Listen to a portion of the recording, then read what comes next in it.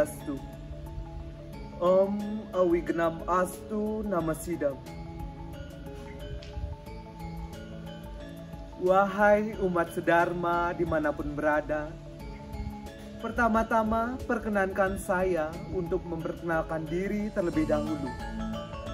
Saya Made Ferry Dharmayuda dari SMA Negeri 1 Tambak Siring, Kabupaten Gianyar, Provinsi Bali. Sebelumnya, izinkan saya untuk mengaturkan puja dan puji syukur kehadirat Ide Sang Hyang Widiwasa, karena atas asung kertawarenugrahnya saya dapat membawakan Dharma Wacana yang berjudul Moderasi Beragama dan Ajaran Agama Hindu yang relevan pada abad ke-21.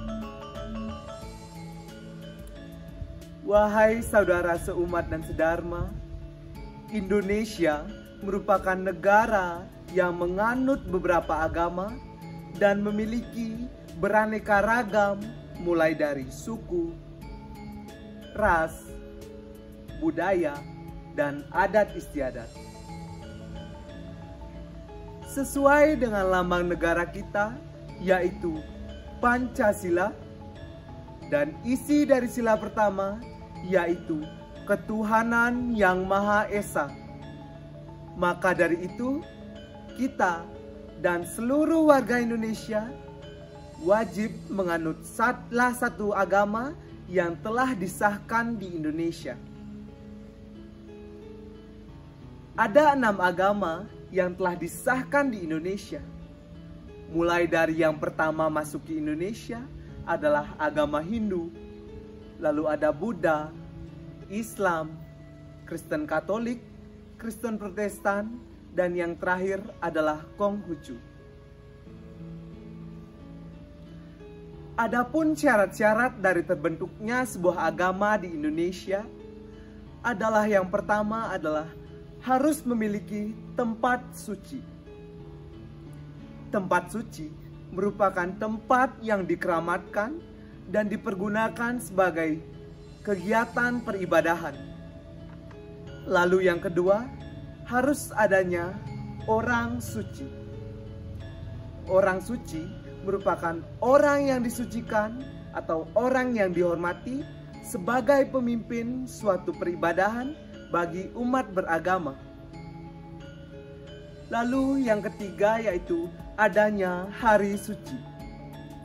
Hari suci merupakan hari untuk memperingati kejadian-kejadian yang sangat berharga bagi umat beragama. Lalu yang keempat, adanya kitab suci.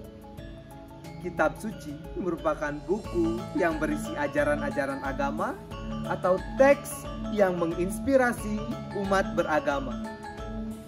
Yang kelima yaitu adanya sejarah agama yang merujuk kepada catatan tertulis yang berisi tentang awal mulanya dari agama tersebut. Dan yang terakhir, adanya penganut. Penganut merupakan orang-orang yang meyakini atau orang-orang yang menjalankan ajaran agama tersebut.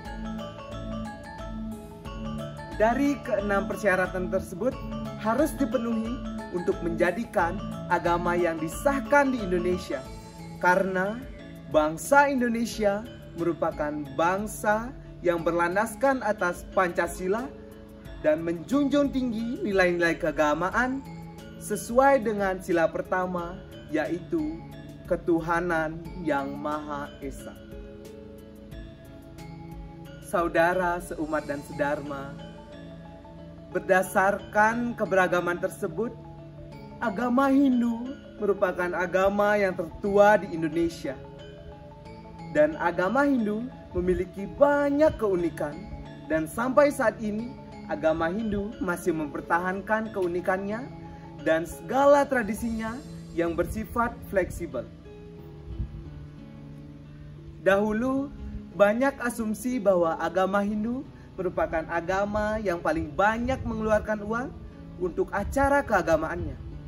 Mengapa demikian? Ya, karena agama Hindu khususnya di Bali banyak melaksanakan upacara-upacara yang besar dan tentunya banyak mengeluarkan dana yang cukup besar. Oleh karena itu, banyak orang-orang menyimpulkan bahwa agama Hindu merupakan agama yang mahal dalam menjalankan upacara keagamaannya. Namun, semenjak pandemi COVID-19 ini, banyak perubahan tentang peraturan-peraturan beragama dan adat istiadat, dan banyak sekali kegiatan-kegiatan keagamaan yang harus dibatasi. Hal tersebut membuktikan bahwa agama Hindu adalah agama yang fleksibel dalam menjalankan upacara keagamaannya. Wahai umat sedharma, dalam melaksanakan ajarannya, agama Hindu tidak bersifat kaku dan kuno.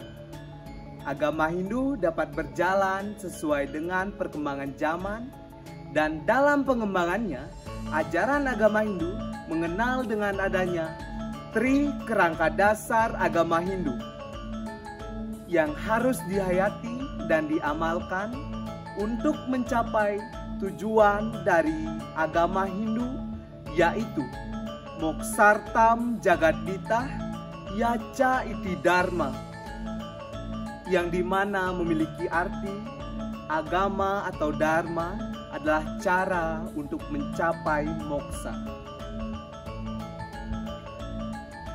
Adapun bagian-bagian dari Tri kerangka dasar agama Hindu, yang pertama ada Tatwa, lalu ada Susila, dan yang terakhir adalah Ritual.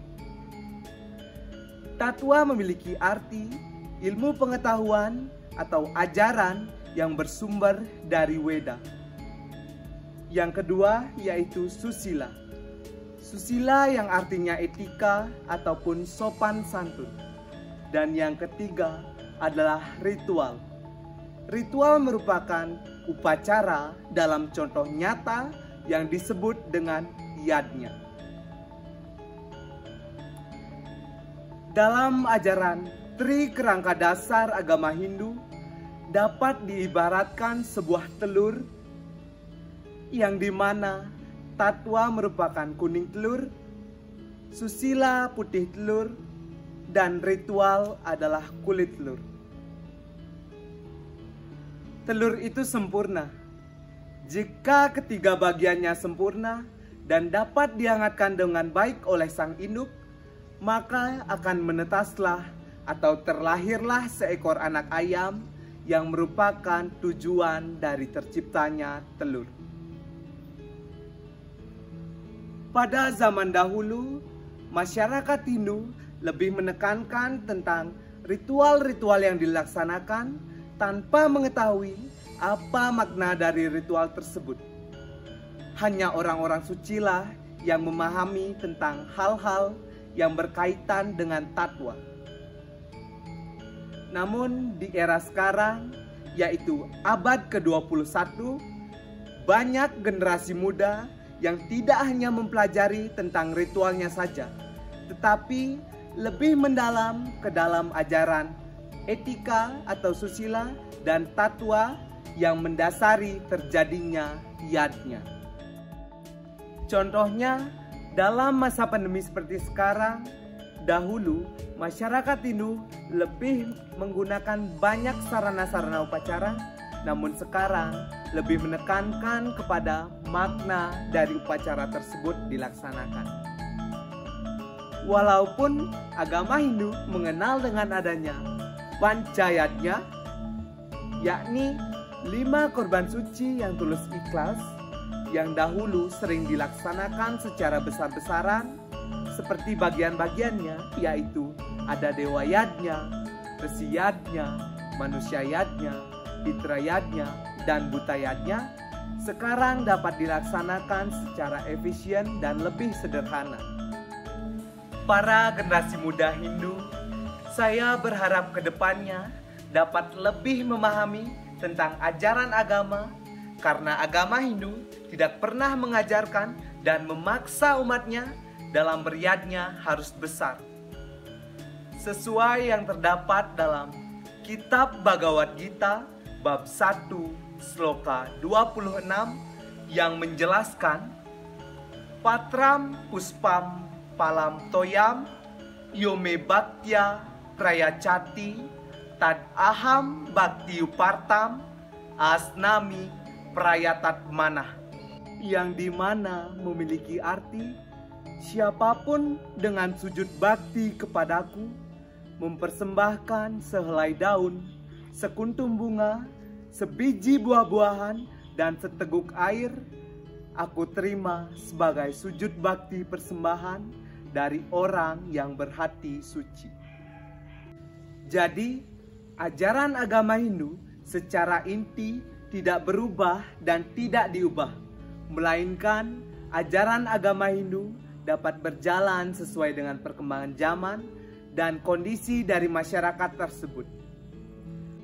Dan pada abad 21 ini, saya berharap agar generasi muda lebih memahami tentang moderasi beragama yang disebut dengan keberagaman beragama. Karena di Indonesia tidak hanya menganut satu agama, melainkan ada 6 agama yang telah disahkan. Karena Indonesia merupakan negara yang berlandaskan akan Pancasila dan sesuai dengan sila pertama, yaitu ketuhanan yang Maha Esa, yang memiliki arti mengajarkan kita untuk saling menjunjung tinggi rasa toleransi bagi umat beragama, saling menghormati dan saling menghargai antar umat, walaupun agama tersebut minoritas maupun mayoritas, harus saling mengayomi. Dan harapan saya untuk generasi muda Hindu agar lebih memahami tentang ajaran agama Hindu sesuai dengan tri kerangka dasar agama Hindu ataupun pelaksanaan dan pengimplementasiannya harus sesuai dengan etika ataupun tatwa. Saudara seumat dan sedharma, sekian Dharma Wacana yang dapat saya sampaikan. Semoga apa yang telah saya sampaikan dapat bermanfaat bagi kita semua. Dan jika ada salah kata maupun ucapan yang kurang berkenan, saya memohon maaf yang sebesar-besarnya. Dan saya akhiri dengan Parama Santi. Om Santi Santi Santi Om.